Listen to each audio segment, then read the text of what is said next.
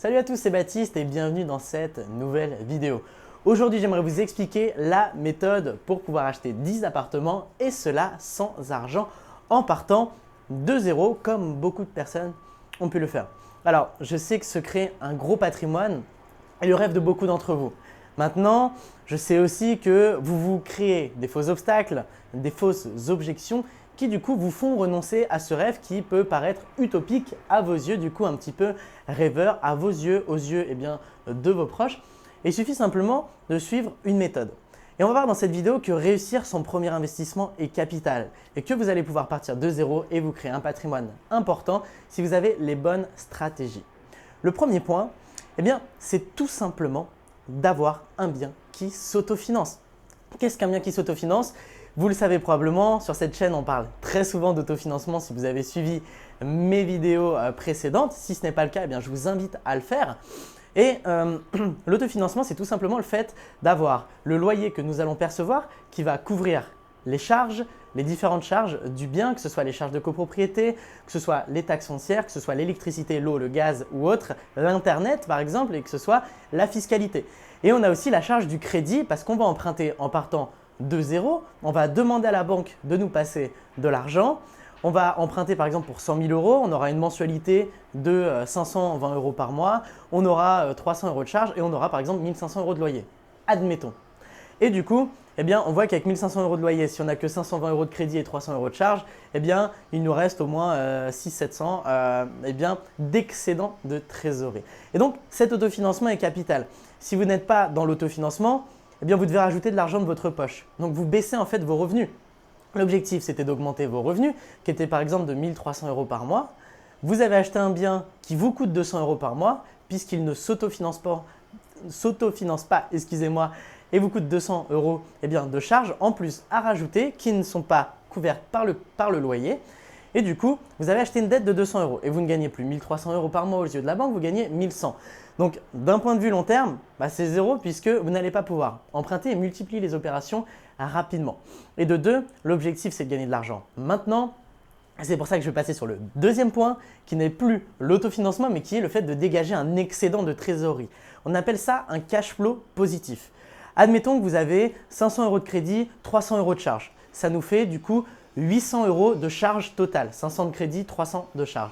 Et admettons qu'on touche 1500 € de loyer. On fait 1500 moins nos 800 € de charge, ça va nous faire 700 € d'excédent de trésorerie. Donc 700 € de cash flow. Et en fait, ces 700 € de cash flow, c'est 700 € qui viennent augmenter vos revenus.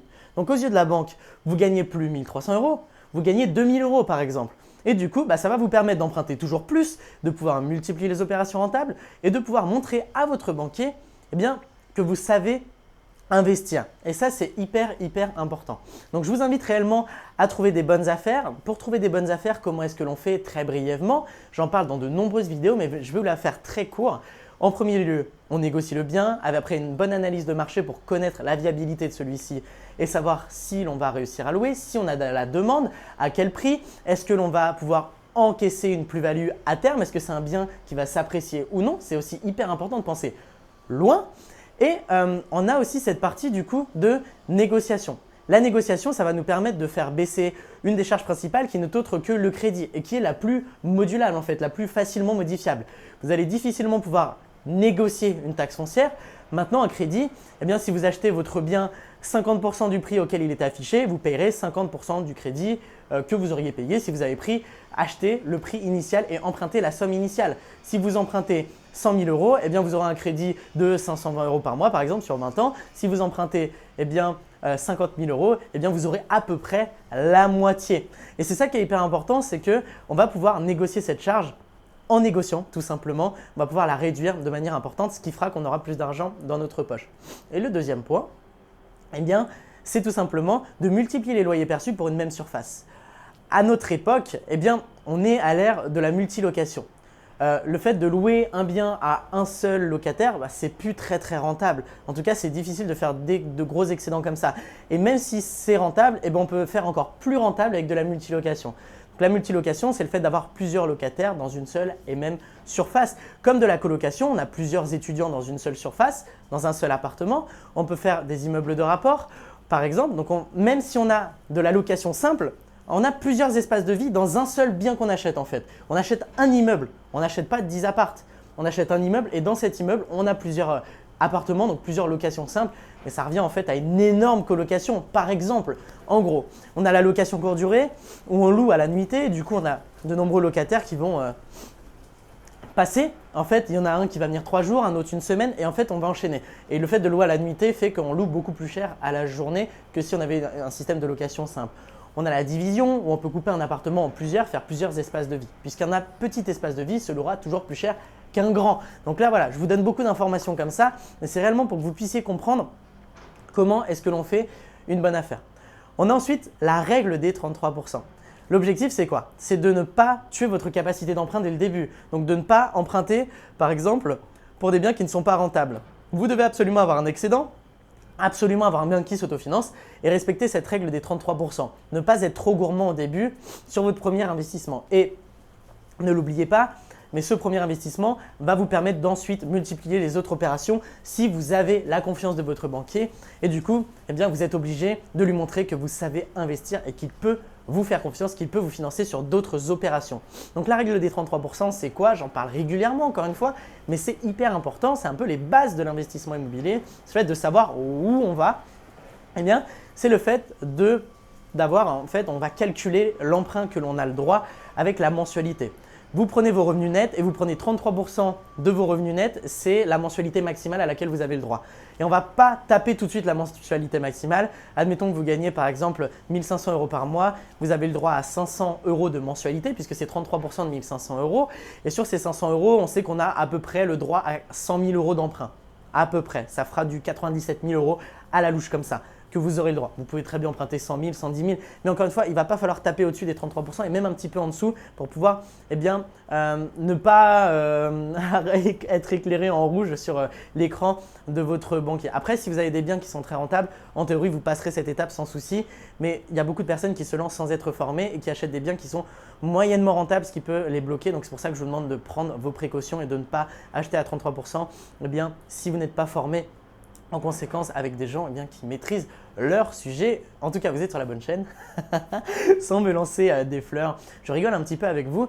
Mais voilà, cette règle des 33%, c'est le fait de connaître sa capacité d'emprunt, combien est-ce que l'on peut emprunter. Et on va essayer de taper du coup, non pas les 33%, mais plutôt les 25, 26, 27. Donc au lieu d'emprunter 97, 100 000 €, on empruntera peut-être 70, 80 000, histoire d'avoir encore un petit peu de marge. Et voilà, 70 000, 80 000, moi j'ai des biens que j'ai achetés 80 000, frais de notaire inclus, travaux, ameublement, tout. Et eh bien j'ai des cash flow, donc des excédents de trésorerie qui sont au-dessus de 400 €, alors que j'ai des crédits qui sont en dessous de 400. Donc j'ai un excédent qui est plus important que la mensualité de crédit que je paye. Donc ça, c'est hyper important, prenez-le en compte. On a ensuite la règle des 70% qui est hyper importante, qui est aussi un procédé bancaire basique, mais nécessaire. Vous devez l'assimiler avant d'investir en fait. La règle des 70%, c'est quoi? La banque va provisionner 30% de vos loyers pour se dire que c'est des charges. C'est des charges que vous aurez. Elle ne s'embête pas, elle ne va pas calculer votre taxe foncière, moins ça, moins ça, moins ça.